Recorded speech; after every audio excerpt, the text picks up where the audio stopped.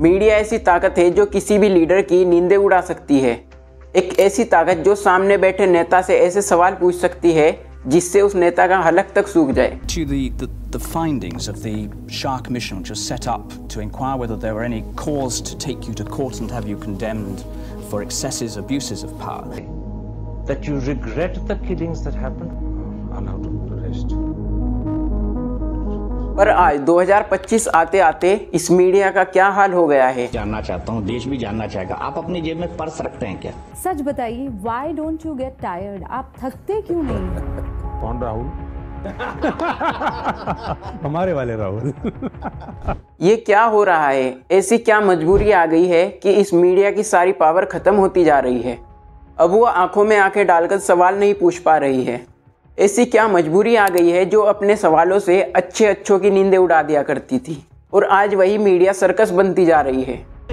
कराची को ले लिया है कब्जे में भारत की सेना। न्यूज ने इस्लामाबाद बोल दिया, मैं क्या बोलूं?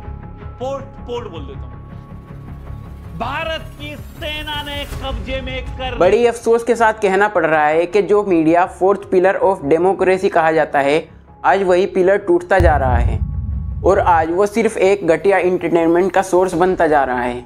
जो मीडिया सामने बैठे लोगों से सवाल पूछने में ज़रा भी डरता नहीं था, कि वो आज गवर्नमेंट के झूठ और गंदगी को पब्लिक से छुपाने वाला कर्मचारी बनता जा रहा है।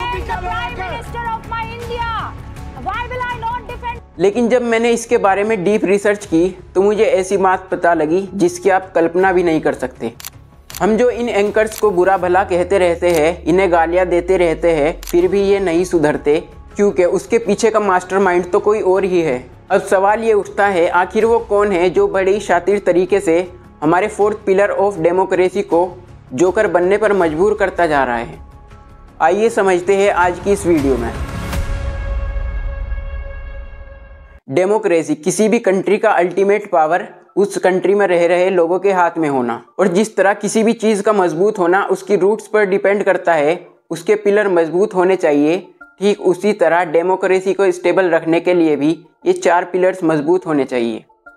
पहला पिलर लेजिस्लेचर, जो रूल्स, लॉ और रेगुलेशंस बनाता है, जिन्हें आम जनता चुनती है, और ये होते हैं मेंबर्स ऑफ पार्लियामेंट। और दूसरी पिलर एग्जीक्यूटिव, जो पास हुए लॉज को इम्प्लीमेंट करता है, जैसे किसी डेमोक्रेटिक कंट्री का प्राइम मिनिस्टर, कैबिनेट मिनिस्टर या किसी कंट्री में प्रेसिडेंट। तीसरा पिलर जुडिशरी, जिसमें आते हैं सभी कोर्ट, चाहे वो हाई कोर्ट हो या सुप्रीम कोर्ट हो। ये इंश्योर करता है कि सभी रूल्स रूल बुक के अकॉर्डिंग फॉलो किए जा रहे हो। लेकिन जब किसी के पास इतनी पावर हो तो वो उस पावर का मिसयूज भी कर सकता है। किसी को क्या ही पता लगेगा, है ना। लेकिन यहाँ पर आता है फोर्थ और आखिरी पिलर ऑफ डेमोक्रेसी, मीडिया। इन तीनों ही पिलर्स में कोई भी पिलर पब्लिक से डायरेक्टली जुड़ा हुआ नहीं था, यानी किसी को कुछ भी पता नहीं चलता कि पावर में बैठे लोग बंद कमरों में बैठकर क्या कर रहे हैं। लेकिन इसी गैप को फिल करने आती है मीडिया। मीडिया को आप ऐसे समझ सकते हैं जैसे किसी भी बैंक में लगा हुआ सीसीटीवी कैमरा जो सब पर नज़र रखता है। मीडिया डेमोक्रेसी का वो पिलर है जो पिछले तीनों पिलर्स पर अपनी नज़रें टिकाए रखता है, ताकि वो पावर में बैठे लोगों के दिलों में ये एहसास दिला सके कि पब्लिक उन्हें देख रही है। जहां आम लोग नहीं जा सकते, वहां पहुंचकर हमें लाइव अपडेट देना हो या स्टिंग ऑपरेशन करके बड़े बड़े स्कैम बाहर लाना हो, हर जगह मीडिया बहुत बड़ा रोल प्ले करता है। पर अगर इस फोर्थ पिलर को तोड़ दिया गया हो या खोखला कर दिया गया हो तो हमारी डेमोक्रेसी कोलैप्स कर सकती है, क्योंकि फिर पावर में बैठे लोगों के दिलों में कोई डर नहीं होगा कि कोई उनसे कुछ पूछेगा।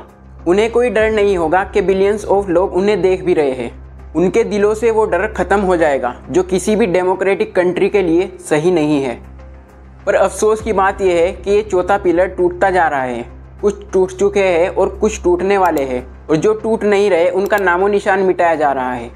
जिस मीडिया की पावर पहले ऐसी हुआ करती थी कि अच्छों की नींदें उड़ा दे, उसी मीडिया को आज कंट्रोल करके सर्कस बनने पर मजबूर किया जा रहा है। पर सवाल ये है, आखिर वो कौन लोग हैं, ऐसी क्या सिचुएशन आ गई है जो इस फोर्थ पिलर को तोड़ रही है। आइए समझते हैं। एक वक्त था जब हमारे पास न्यूज़ के नाम पर हुआ करती थी दूरदर्शन। हम अपने डिसाइडेड वक्त पर टीवी और रेडियो ऑन करके बैठ जाया करते थे ताकि हम भी जान सके आज की लेटेस्ट न्यूज़। लेकिन आज न्यूज़ के नाम पर 400 से भी ज़्यादा चैनल्स और हज़ारों वेबसाइट मौजूद है।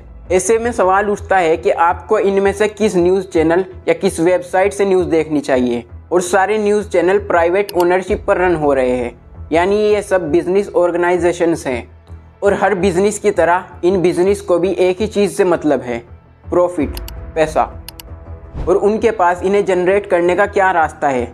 सिर्फ एक, किसी भी तरह ज़्यादा से ज़्यादा लोगों की अटेंशन को ग्रैब करना। जितने ज़्यादा लोगों की अटेंशन उतनी ज़्यादा पॉपुलैरिटी, उतनी ज़्यादा टॉप रैंकिंग और उतनी ज़्यादा ऐड और उतनी ज़्यादा रेवेन्यू। ऐसे में सबसे बड़ी चैलेंज बनती है कि किस तरह ज़्यादा से ज़्यादा लोगों की अटेंशन को ग्रैब किया जाए। और अब शुरू होती है कंपटीशन, कौन कितनी देर तक अपने चैनल पर लोगों को होल्ड करके रख सकता है। और आपको क्या लगता है ये चीज़ इतनी आसान है? आपने कहा, आइए जानते हैं आज के मुख्य समाचार। आज के समाचारों में डॉक्टर शंकर दयाल शर्मा भारत के 9वें राष्ट्रपति। बल्कि ज़रूरत है न्यूज़ को थोड़ा मज़ेदार बनाने की, थोड़ा मिर्च मसाला डालने की, लोगों के अंदर इमोशंस जगाने की और उनके अंदर गुस्सा दिलाने की, ताकि अब न्यूज़ सिर्फ न्यूज़ ना रह जाए, क्योंकि लोगों को चाहिए कुछ तड़कता भड़कता। ऐसे में एक चैनल ऐसी ही तड़कती भड़कती न्यूज़ दिखानी शुरू कर देता है। अब दूसरे चैनल्स को ऐसा लगता है कि भाई अब हमारी न्यूज़ को कौन ही देखेगा, चलो हम भी ऐसा ही करना शुरू कर देते हैं। ऐसे में बाकी बचे चैनल्स भी वही सेम चीज़ कॉपी करने लगते हैं। और अब ये कंपटीशन इस मीडिया को इतनी दूर ले आया है कि जिस मीडिया का काम न्यूज़ बताना हुआ करता था, वो कंपटीशन के चक्कर में लोगों को मिस इन्फॉर्मेशन दे रही है। कौन ज़्यादा चिल्ला सकता है, कौन न्यूज़ को ज़्यादा उलझा कर दिखा सकता है, और ये कभी ना ख़त्म होने वाली रेस बन चुकी है। और एक और कंपटीशन है कि कौन सा न्यूज़ चैनल उस न्यूज़ को सबसे पहले दिखाएगा। इसी जल्दीबाजी के चक्कर में ना न्यूज़ की फैक्ट चेकिंग होती है, ना डीप एनालिसिस, बस जो मुंह में आता है वो बोल दिया जाता है। और इन मीडिया का सर्कस बनने का दूसरा बड़ा रीज़न है बड़ी बड़ी कंपनीज़ का इन चैनल्स पर ओनरशिप। ये जितने भी चैनल्स हैं, इन्हें ये बड़े बड़े मिलियनर ओन करते हैं। अब इन बड़ी बड़ी कंपनीज़ के और भी बिजनेसेस होते हैं, जैसे ऑयल, इंफ्रास्ट्रक्चर, टेलीकॉम वगैरह। अब ऐसे में मेन स्ट्रीम चैनल्स के अलावा इन कंपनीज़ के जितने भी बिजनेसेस हैं, उनके ऊपर कोई इम्पैक्ट ना आए, ये रूलिंग पार्टी के साथ अच्छे रिलेशन बनाए रखना चाहते हैं। क्योंकि अगर इन दोनों ने हाथ मिला लिया तो इससे गवर्नमेंट को भी फ़ायदा है, क्योंकि उनसे कोई न्यूज़ चैनल सवाल नहीं पूछेगा। और इन बड़ी बड़ी कंपनीज़ को भी फ़ायदा है, इन्हें अपने बिजनेसेस में ज़्यादा लीगल इशू फेस नहीं करने पड़ेंगे। और इस चीज़ का बहुत बड़ा इम्पैक्ट उन न्यूज़ एडिटर पर पड़ता है जो बड़ी ईमानदारी से अपना काम कर रहे हैं। आपका इन न्यूज़ एंकर्स पर गुस्सा होना जायज़ है, लेकिन इसके पीछे का मास्टरमाइंड कोई और ही है। ये तो सिर्फ एक प्यादा है, और अगर ये प्यादा सही से काम ना करे, जो इससे कहने को कहा गया है वो ये ना बोले, तो नतीजा होगा रवीश कुमार, प्रसन्न वाजपेयी और ऐसे लोगों की लिस्ट भरी पड़ी है। ऐसे में ना चाहते हुए भी मीडिया को सर्कस बनना पड़ रहा है। तो अब सवाल ये आता है कि हम इस टूटती हुई फोर्थ पिलर को कैसे बचा सकते हैं, क्योंकि अगर ये फोर्थ पिलर टूटी तो डेमोक्रेसी कोलैप्स कर जाएगी। पहली चीज़, हम उन न्यूज़ चैनल्स को बाइकआउट करें जो न्यूज़ के नाम पर कुछ भी दिखा रहे हैं, जो फैक्ट चेकिंग के नाम पर इस चीज़ को ज़्यादा अहमियत दे। ये देखो, हमने ये न्यूज़ आपके सामने सबसे पहले लाई है और ऐसा कोई चैनल नहीं दिखा सकता। अपने फैमिली फ्रेंड्स को ये वीडियो ज़्यादा से ज़्यादा शेयर करें ताकि वो भी इस चीज़ को जान सके। आज भी कई चैनल्स ऐसे हैं जिन्हें कोई भी बड़ी कंपनी ओन नहीं करती। अगर हम उन्हें ये महसूस कराए कि हम उनके साथ हैं, अगर उनके ऊपर कोई भी मुसीबत आती है तो हम उनके साथ खड़े हैं, तो वो छोटे छोटे न्यूज़ चैनल भी बड़े बन सकते हैं। और सबसे बड़ी बात, आज हम सब के पास मोबाइल फ़ोन है, उसका इस्तेमाल सिर्फ इंटरटेनमेंट के लिए ना करें, बल्कि अच्छी न्यूज़ को फैलाने के लिए भी करें। फिर फ़र्क नहीं पड़ता कि आपने कितने फॉलोवर है, अगर आपने 100 लोगों को भी शेयर कर दिया तो ये एक बहुत बड़ी अचीवमेंट है। और अगर हमने ये स्टेप्स ना लिए तो डेमोक्रेसी का ये फोर्थ पिलर गिर जाएगा।